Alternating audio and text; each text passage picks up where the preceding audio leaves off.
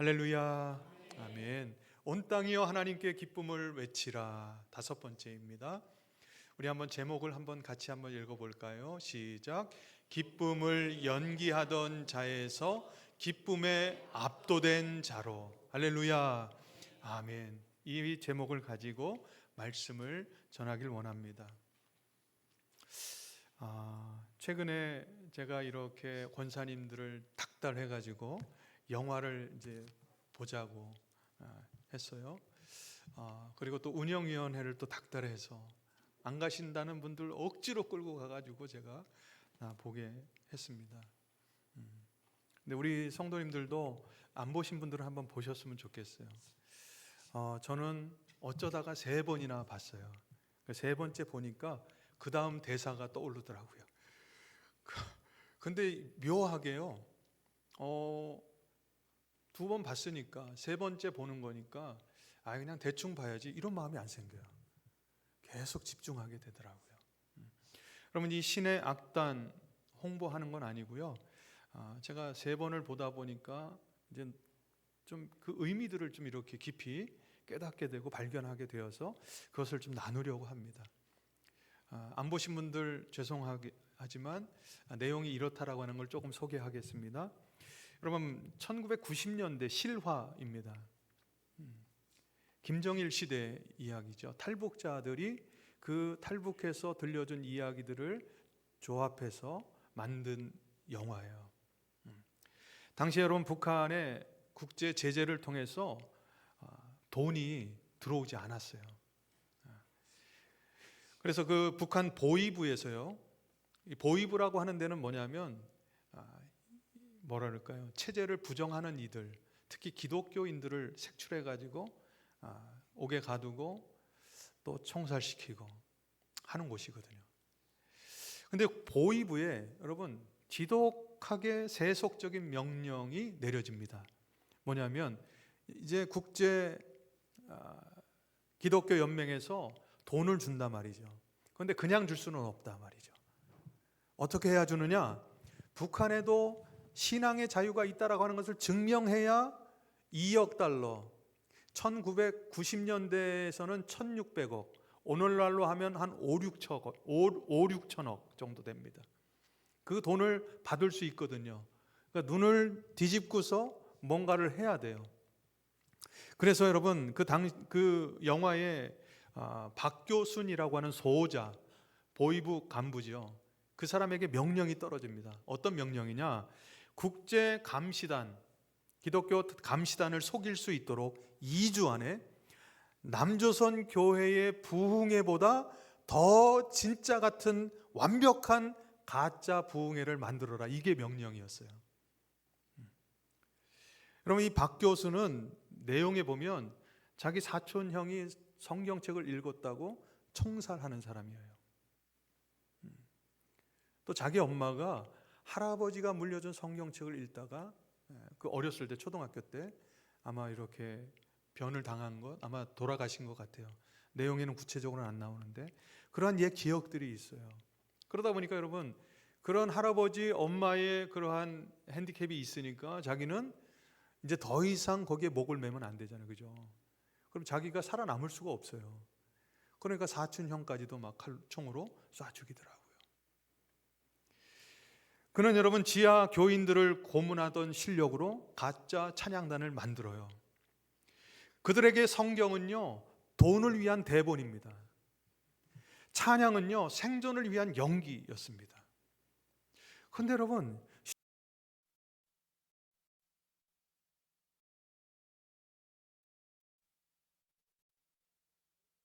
파고들었던 그 말씀이 연기하던 자들의 영혼을 실제로 뒤집어 놓기 시작해요.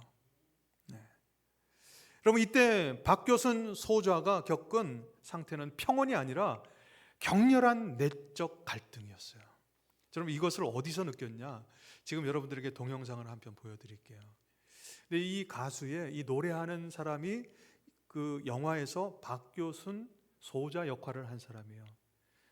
박시훈지 이름은 모르겠어요. 제가 별로 안 좋아합니다. 왜냐하면 저보다 조금 잘생겨가지고 제가 안 좋아합니다. 여러분 한번 보시자고요. 한번 동영상 보시겠습니다.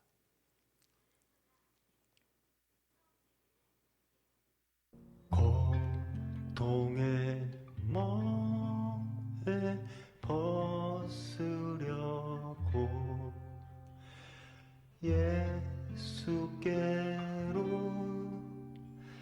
나갑니다. 자유와 기쁨 베푸시는 주께로 갑니다.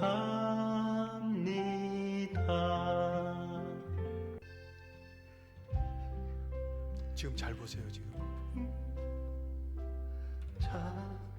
찬양하고 영광의 찬송 부르려고 지금 노래하는 사람이 간부고요. 그 앞에 있는 사람들은 그냥 악단이에요. 근데 지금 저 박시우, 저 박교순 소자가요, 저 노래를 하면서 지금 내적 갈등을 겪기 시작했습니다. 격렬한 내적 갈등이었죠. 이것을 연기해야 한다라고 하는 이성과요, 왜 내 가슴이 진짜처럼 뛰는가라고 하는 영혼의 부딪힘이 지금 있는 것이죠. 그러니까 노래 찬양을 하다가 이어가지 못하는 거예요. 지금 어떠한 일이 일어나느냐? 격렬한 내적 갈등이죠. 당의 명령이니까 해야 됐어요. 근데 하다 보니까, 말씀을 읽다 보니까, 찬양을 하다 보니까 뭔가 안에 충만함이 흘러들어와요.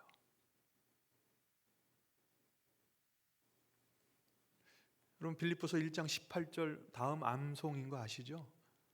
그 말씀이 여러분 그냥 허투루 하든지 진심으로 하든지 복음이 드러나는 거죠. 그렇게 내적 갈등이 일어나면서 노래를 못 불어요 다. 근데 그 눈동자를 보면서 제가 은혜를 받았어요. 막 흔들리는. 정말 이성적으로는 이거 해야 됩니다. 왜요? 2억 달러 1600억 이 돈 때문이죠. 당의 명령이니까요. 근데 노래를 부르면 부를수록 내 마음이 흔들려요. 여러분 충만의 역설이죠. 충만의 역설입니다.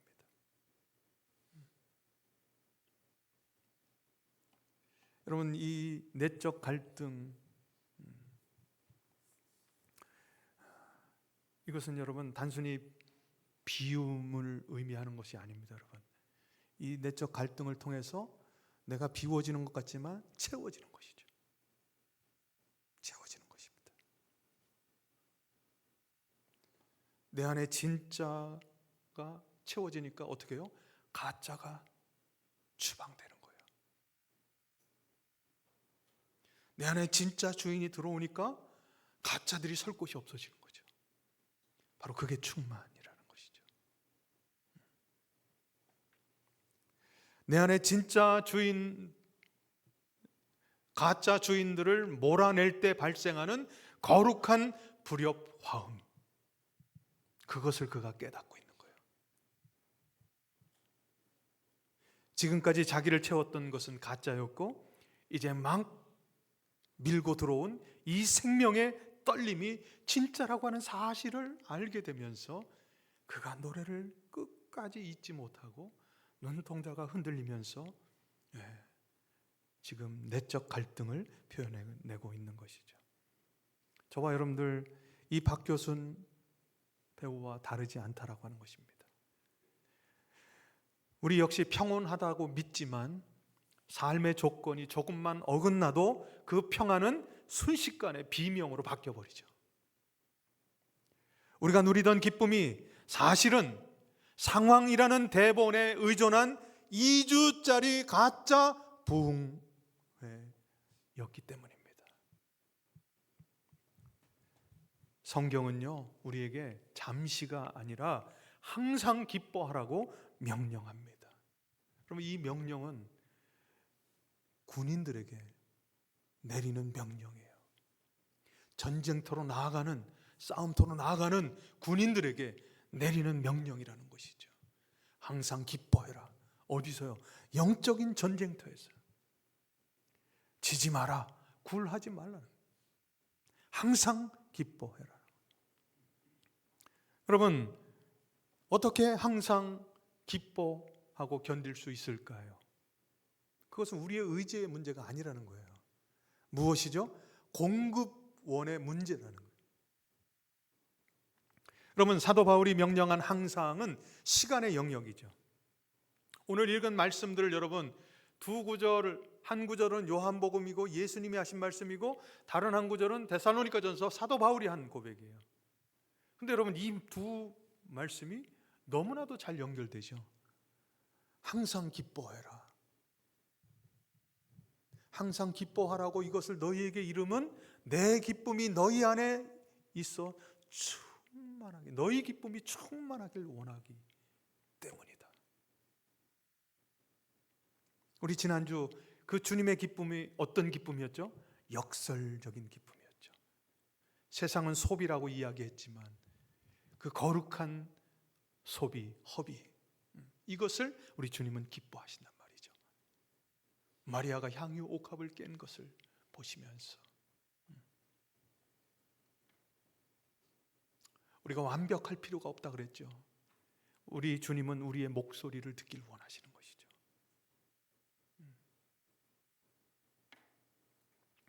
이 역설적 기쁨이 우리 안에 충만하길 원하시는 것이에요. 주님의 기쁨이 우리의 기쁨이 되길 원하시는 것이죠. 그래야 충만할 수 있어요. 왜 그렇죠, 여러분? 왜 그럴까요? 요한복음 1장 16절에 우리가 다 그의 충만한 데서 받으니 은혜 위에 은혜더라.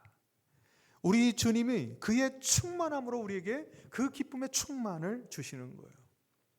아버지께서 모든 충만으로 예수 안에 거하게 하시고 하나님께서 예수 안에 그 모든 충만을 주셨어요. 그러니까 그분 한 분만으로 우리는 만족할 수 있는 것이죠. 여러분, 이 예수님이 약속하신 충만은요, 우리 존재를 채우는 영적인 무게예요. 또 여러분, 이것을 통제권이라고 합니다. 우리 성령 충만을 우리가 말씀을 들으면서 여러분 성령 충만은 무엇이죠? 모든 주권을 구석구석 나의 물질적인 것, 건강적인 것, 관계적인 것 모든 형편 속에서 그 주권을, 주도권을 성령 하나님께 그 통제권을 내어드리는 것이죠. 그게 성령 충만이죠. 여기서도 마찬가지라는 것입니다. 그런데 여러분 이 항상과 충만이라고 하는 것은 원인과 결과로 묶여 있다라고 하는 것이죠. 24시간 중단 없이 가동되어야 하는 이 항상, 이것을 가능케 하는 것은 무엇이냐? 충만이라고 하는 연료가 있을 때 가능하다라고 하는 것이죠. 여러분 당의 명령으로 시작된 가짜 기쁨 2주짜리, 그럼 그거 버텨내지 못합니다. 그 2억 달러 1600억, 여러분 그거 받고 나면 끝이에요. 여러분 그리스도의 기쁨이 채워지면요 영원한 항상성의 영역으로 우리가 나아가게 되는 거예요. 기쁨을 중단하는 이유가 뭐죠, 여러분? 의지가 약해서입니까? 아니에요, 여러분. 주님의 기쁨으로 채워지는 그 충만의 공급이 끊어졌기 때문이라는 것이죠.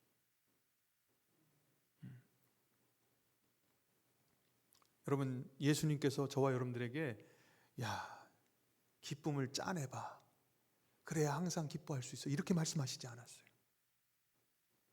내가 이것을 너희에게 이름은 예수님의 기쁨이 너희 안에 있어 너희 기쁨을 충만하게 하려 함이라고 말씀하셨습니다. 믿으시면 아멘. 아멘 하시죠. 기쁨은요 성도가 제조하는 품목이 아니라는 거예요. 그리스도라고 하는 그 포도나무의 떡하니 가지처럼 붙어 있을 때 그 흐르는 수액을 통하여 공급받는 에너지를 통해서, 힘을 통해서, 능력을 통해서, 그럼 어떻게 해요? 우리가 기쁨을 항상 유지할 수 있다라고 하는 것이죠. 여러분, 그리스도와 영적인 연합이 되지 못하면 여러분, 우리는 그 기쁨을 항상, 그 항상성을 유지할 수가 없다라고 하는 거예요. 그러면 그 영적인 연합이 지속되지 못하면 우리 안에 기쁨이 상실되는데, 그 항상성이 깨지는데, 그러면 그때 나타나는 것은 무엇일까요? 그때 어떠한 일들이 일어나냐면 모든 감정이 제자리를 잃고 날뛰기 시작합니다. 그래서 감정의 무질서 상태에 빠지게 돼요. 왜 그렇죠? 만물보다 거짓되고 심히 부패한 것이 무엇이라고요? 저와 여러분들의 마음이라는 것이죠. 주인이 없는 감정은 여러분, 저와 여러분들을 공격하게 되어 있어요. 공격하는 소음이 되어 있다고요. 근데 여러분, 놀라운 것은 어제 나오신 분들은 이해하실 거예요. 성령께서 그 주인을 잃어버린 감정들, 날뛰는 감정들을 강압적으로 억압하지, 억누르지 않으신다라고 하는 것이죠. 그래서 어떻게 이끌어 가시죠? 그 날뛰는, 주인 없이 날뛰는 감정들을 어떻게 해요? 재해석해요. 어디 안에서? 복음 안에서 재해석해요. 새롭게 해석하게 됩니다. 예를 들면 이렇습니다. 여러분들 안에 어떨 때 기쁨의 항상성을 잃어버리게 되죠? 미움이 찾아올 때죠. 그죠? 증오가 찾아올 때죠. 그럼 성령 하나님께서는 미움과 증오를 억압하지 않으신다라고 하는 거예요. 그걸 두셔요. 그런데 새롭게 바라보게, 새롭게 해석하게 만든다라고 하는 것이죠. 그것을 거룩한 공의를 향한 열망으로 바꿔 나가시는 거예요. 시편 우리가 97편 10절에 가보면 이런 말씀이 있어요. 여호와를 사랑하는 너희여 악을 미워하라. 미움이라는 마음은 우리 안에 감정으로 존재한다라고 하는 것이죠. 그런데 그 감정, 미움이라는 감정을 하나님께서는 주인 없이 널뛰는 감정으로 두시지 않고 성령 하나님을 통하여 복음으로 재해석해서 그것을 어떻게 해요? 하나님에 대한, 공의에 대한 열망으로 바꿔나가신다는 것이죠. 여러분, 불안과 두려움은 어때요? 우리 지난 말씀 사경회 때 말씀을 듣지 않았습니까, 여러분? 불안과 두려움은 무엇으로 바꿔나가세요? 저와 여러분들의 기도 엔진으로 바꿔나가는 거죠. 불안한 거 기도하시라는 거예요. 두려운 거 기도하시란 말이죠. 기도 엔진으로 바꿔나간다는 말이시죠.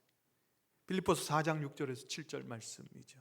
그러니까 성령은 불안을 하나님을 신뢰하게 만드는 기도의 자리로 이끌어가는 동력을 사용하신단 말이죠. 우울과 무력감, 허무와 권태감, 여러분 마찬가지이죠. 우울과 무력감 어떻습니까, 여러분? 여러분, 그 우울감과 무력감을 무엇으로 바꿔나가시냐? 참된 안식을 갈망하게 만드시는 거예요. 성령 하나님께서 복음으로 재해석하면서 수고하고 무거운 짐진 자들아 다 내게로 오라, 내가 너희를 쉬게 하리라. 세상의 성취에 지친 영혼들에게 하나님만이 주실 수 있는 참된 안식을 향하게 성령 하나님께서 이끌어 가신단 말이죠. 허무와 권태도 마찬가지입니다. 영원을 향한 갈망함을 주시는 거예요. 여러분, 이 우울과 무력감, 허무와 권태는 언제 빠져요? 나를 중심으로 할 때, 나를 중심으로 할 때가 어느 때예요? 예수님과 연합이 멀어진 듯한 느낌, 그 관계 속에 있을 때 여러분 찾아오는 게 우울감과 무력감입니다. 허무와 권태. 전도서 3장 11절에 하나님이 모든 것을 지으시되 때를 따라 아름답게 하셨고 또 사람들에게는 영원을 사모하는 마음을 주셨다. 일상의 험함을 통해서 우리 영혼이 영원한 하나님 나라를 소망하게 만드시는 거예요. 그래서 그것을 이용하시는 게 뭐냐?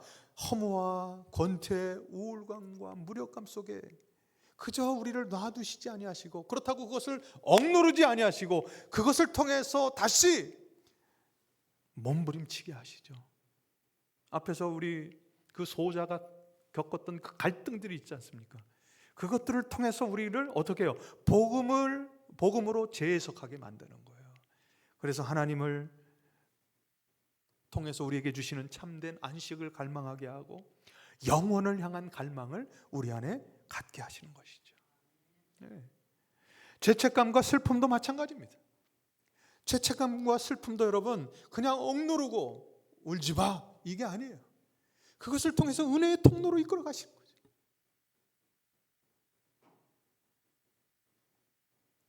여러분, 어느 날 갑자기 기도하는데 눈물이 터져 나오면 그냥 우세요. 성령께 맡기고 우셔야 돼요. 울음에서 끝나는 게 아니에요. 하나님 은혜의 통로로 나아가셔야 돼요. 그 안에서 여러분 기도하면서 영적인 재해석이 일어나야 돼요. 복음 안에서, 예수 그리스도 안에서. 고린도후서 7장 10절에 가보면 하나님의 뜻대로 하는 근심은 후회할 것이 없는 구원에 이르게 하는 회개를 이루는 것이다. 여러분, 하나님 안에서 조금 근심해도 돼요. 나의 연약함으로 인한 슬픔을 십자가 은혜로 붙드는 통로로 이끌어 가시는 거예요. 그것이 아까 찬양 부르면서 눈동자가 흔들리면서 미처 노래 그 끝을 완성해내지 못한 그의 내적인 갈등이죠. 거룩한 갈등이죠. 근데 이것이 저와 여러분들에게 다 있다라고 하는 것이죠. 여러분, 이러한 재해석의 과정을 통해서 우리는 어떠한 상황에도 요동치지 않는 영적인 성숙의 자리로 나아가게 되는 것입니다. 그게 기쁨의 자리이죠. 여기서 여러분, 이 고민하고 내 마음이 흔들리고 영적인 그 거룩한 그 갈등 속에서 성령 하나님이 인도해 가시는 거죠.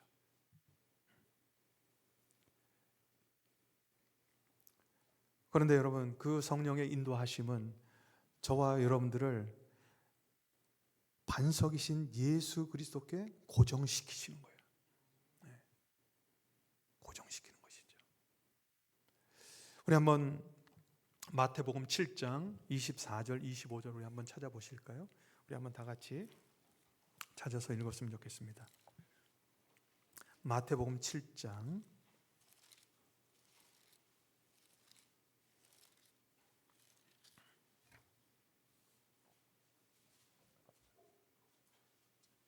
24절 25절 우리 한번 다 같이 읽겠습니다. 시작. 그러므로 누구든지 나의 이 말을 듣고 행하는 자는 그 집을 반석 위에 지은 지혜로운 사람 같으리니 그가 창수가 달고 바람이 불어 그 집에 부딪히되 무너지지 아니하나니 이는 주추를 반석 위에 놓은 까닭이요. 할렐루야. 아멘. 아멘. 여러분, 비가 온다고 해요? 안 온다고 해요? 예, 비가 옵니다. 창수가 납니다. 바람이 붑니다. 그런데 무엇이죠? 부딪히되 어떻게 해요? 무너지지 않는다 말이죠. 어떤 사람들이요? 그 비를 영적으로 복음으로 재해석하는 인생이죠. 그 창수를 복음으로 재해석하는 인생이죠.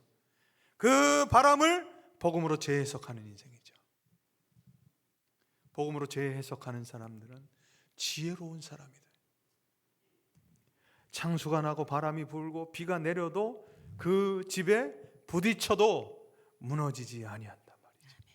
성령은요, 우리 영혼의 닻을 그 예수 그리스도라고 하는 그 안반 깊숙이 우리를 어떻게 해요? 그 근원적인 뿌리에 철사 붙여 놓으시죠. 이게 성령의 역할이에요. 성령 하나님이 허무감을 없애주고 권태감을 없애주고 죄책감을 꽉 눌러서 없게 하고 또 미움, 다툼, 시기, 질투 없게 하는 게 아니고 그러한 것들을 재해서 복음으로 재해석해서 우리가 어디로 향하게요? 예수 그리스도의 그 안반, 그 심연에 깊이 뿌리 내리게 하시는 분이 누구냐? 성령 하나님입니다. 그것이 성령의 역할이라는 것이죠.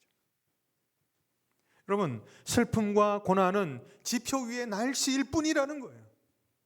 성령께서 우리 영혼의 눈을 밝히십니다. 지금 겪는 폭풍우가 안반을 결코 파괴할 수 없다라고 하는 것을 깨닫게 하시는 것이죠. 성령의 역할이 그 역할을 하신다라고 하는 거예요. 그러면서 시편 42편 5절의 말씀과 같이 내 영혼아 내가 어찌하여 낙심하며 어찌하여 내 속에서 불안해하는가? 너는 하나님께 소망을 두라. 성령의 역할이세요. 성숙이란 날씨에 속지 않고요, 안반을 바라보는 성령의 시각을 갖는 거예요, 여러분. 성령의 시각을 갖는 거예요. 성령은 우리가 날씨 속에서도 안반을 신뢰하며 견디게 하시는 것이라는 것이죠. 성숙은 고난이 사라지기를 기다리는 것이 아니라 폭풍 속에서도 안반 위에 서서 찬양하는 능력이죠. 병마와 싸우면서도 주님과의 관계를 놓지 않는 거죠. 물질의 어려움 속에서도 그 물질 위에 계신 그 물질을 우리에게 허락하시는 하나님을 바라보는 것이죠.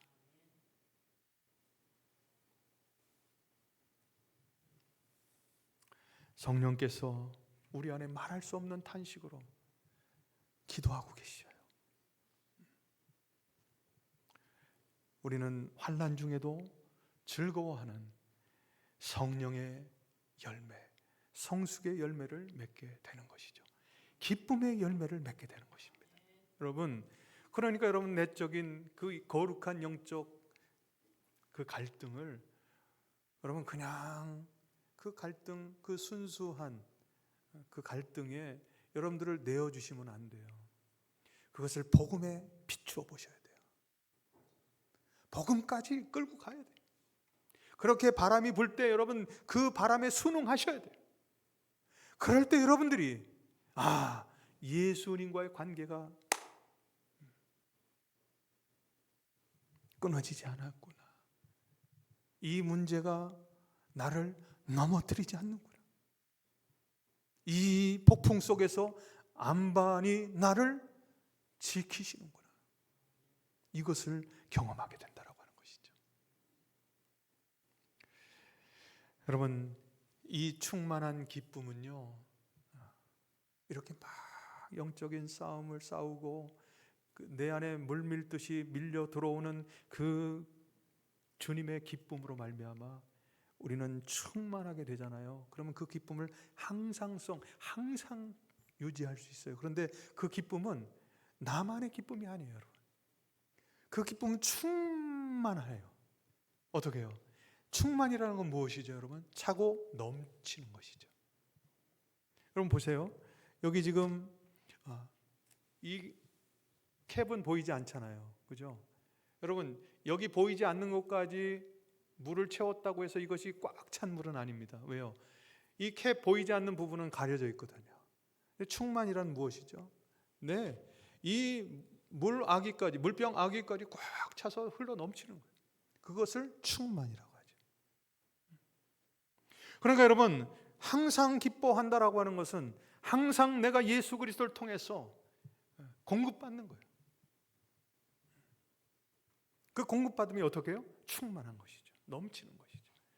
그러니까 넘치는 기쁨은 우리 안에 머물러 있지를 않아요. 그것은 어떻게 해요? 말과 행동과 표정을 통해서 다른 사람에게 이렇게 쫙 전해지죠. 넘치는 것이죠. 세상을 변화시키는 것이죠.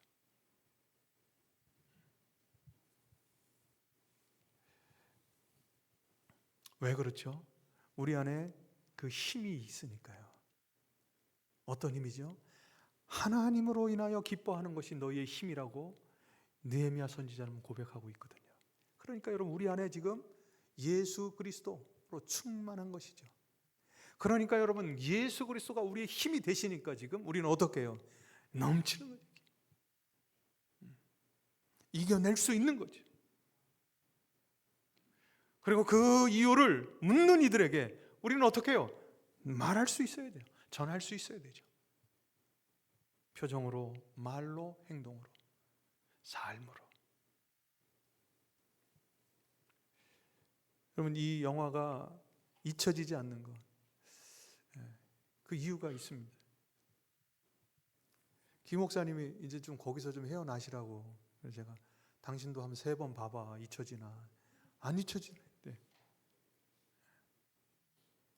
이 박규선 소자가 여러분 보신 분들은 아시잖아요. 마지막에 어떻게 되죠? 그 눈밭에서 여러분 꽁꽁 묶여가지고 어떻게 되죠? 막 온 개머리판으로 맞아가지고 막 여기 막 온통 피투성이죠. 그래서 그 쓰러져 있는 사람을 일으켜서 걷게 하고 또 쓰러지면 때리고 막 거기서 막 예수님의 모습이 막 보이는 거예요.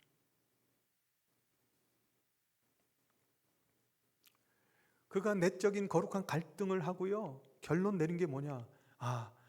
나는 포기하고 나는 죽고 저 사람들, 악단 사람들은 탈북시켜야겠구나. 저 사람들은 살려야겠구나. 그래서 여러분 차가 2대가 있는데 현지에 몇 시까지 도착을 해야 되는데 늦게 도착했지만 그가 운전해서 갔는데 여러분 그 뒤에 사람들은 그쪽으로 보내지 않고 다른 곳으로 보내요.